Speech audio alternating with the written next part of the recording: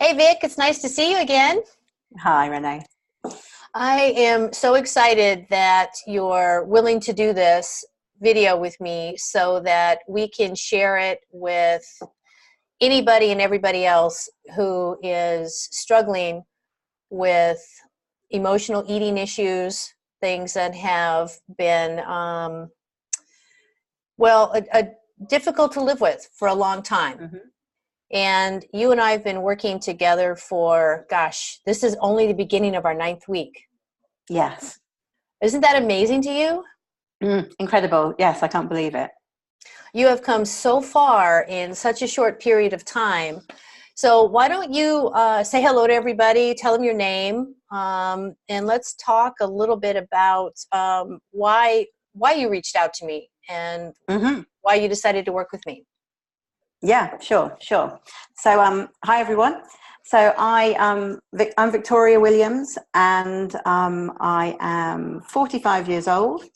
And I reached out. I was at a period of my life where I had been diagnosed with type 2 diabetes and had piled a lot of weight on over the last few decades, really through a series of probably overindulgence and emotional eating. And it was really, really time to do something about that.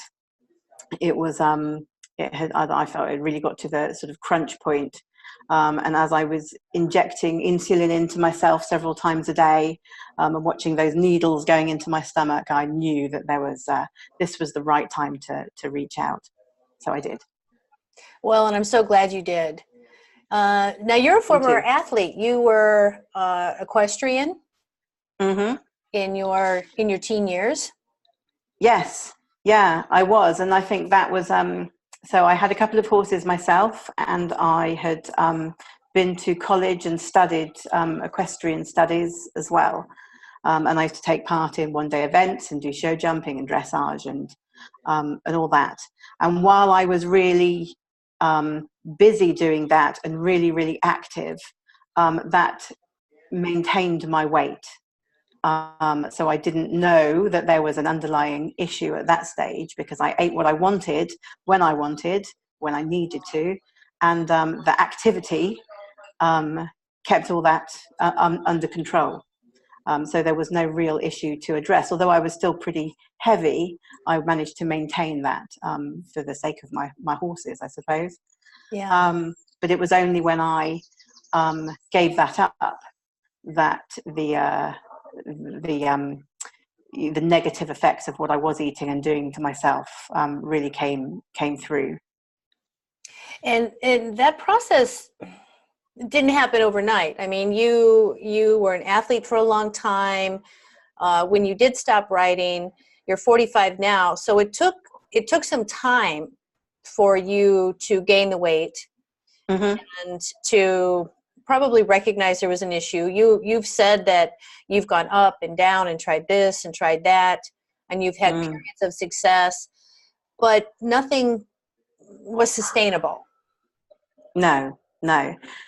I had, yes, I joined various different eating plans, and I did a stint on Weight Watchers, which were all very well for giving me a eat this and eat this, but we weren't really addressing sort of the underlying issue.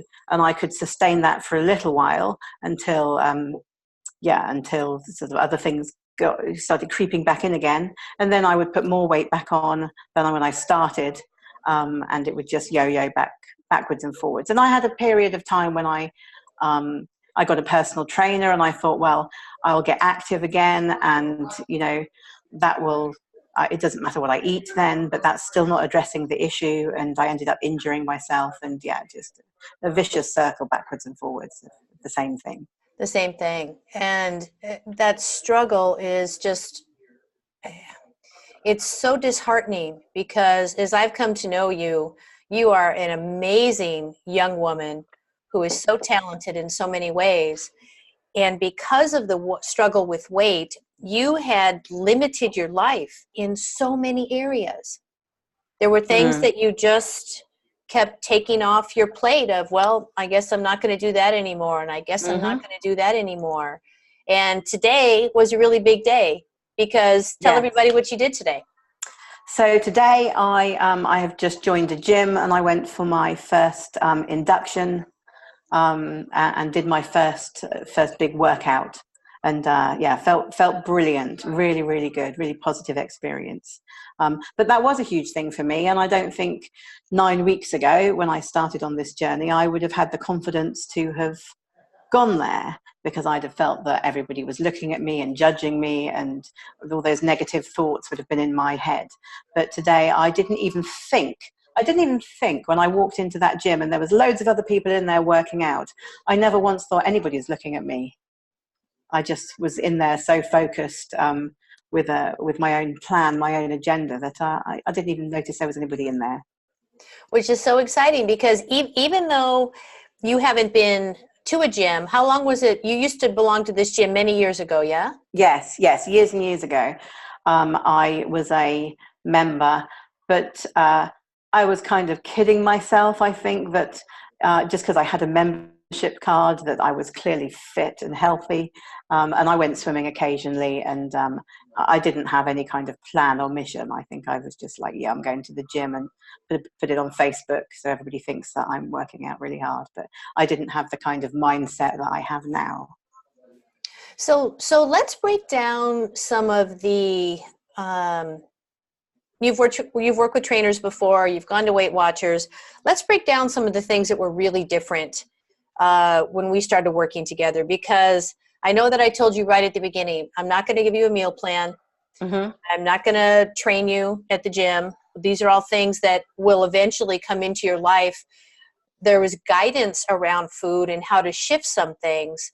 But what we really focused on was habits and behavior, Yes. and those relationships, and how they um, controlled Mm. every waking hour of your day. Yes. Yeah. So I had got myself into a situation where I had picked up some very, very entrenched habits that had been going on for a long time. That I kind of part of me didn't even sort of acknowledge I was doing these things to start with. And it would be on a regular journey. I would have places that I would stop off and buy food. I travel around a lot, so I was always eating while I was driving. I would stop off at drive-throughs, and they were just my regular places, and I used to go from one to another to another to another on my regular journeys. And there was a small part of me which knew I was damaging myself, and these were bad habits to get into. But there was another part which was almost in denial that I was doing it. And I used to, I think I mentioned to you that I would clear the rubbish out of my car before my husband would look in through the window and see what I'd been eating and things like that. So it was a very kind of private thing that I never said to anybody I did. Right. And yet externally, weight gain is not private. No, absolutely not. No. Right. It's something that you're living with. So Mm. we took a deep dive into some of those habits and looking at how utilizing food in a way that perhaps an alcoholic utilizes alcohol, or a drug Mm-hmm. addict, or a gambler, right? Any of these sorts of things is a type of addiction. One of the Mm. bigger challenges is you need food to survive. Yes. You have to eat. You had even stopped going to the grocery store. Yep. You ordered everything up so that you wouldn't go into the store because you couldn't trust yourself. Mm. So, and all these things were things that you had to now bring into your life to compensate for something else that was controlling your life and Mm. your emotions and your well-being and your self-esteem. And in a Yes. really short period of time, you're able to go to the grocery store. You're able to go out to your weekly Rotary Club meetings and not eat junk. Mm-hmm. You had family over for dinner. You and your Yep. husband are preparing healthy meals. Mm-hmm. You're back on an eating plan that is not a written plan that you have to follow diligently, but it's got flexibility and flavor and food. And the cravings, this is something that, you know, we talked about this early on, but until you get through it, until it starts to happen, people don't realize how much your chemistry shifts when you actually start to get the junk out. Because cravings are about imbalance, right? Unless they're emotional, in which case that's also generally some sort of imbalance, right? Because food gives us satiation, and it makes things feel emotionally good for a few minutes. Yes. Yeah, I think what's really key is that I have really started listening. My body had been telling me for years that it wasn't happy. I mean, the diabetes was a big thing, but also if I had had a day where I'd been driving a lot and eating junk, I felt awful in the evening. You know, my body was saying, please don't do that again. Please don't do that again. But I wasn't listening to it.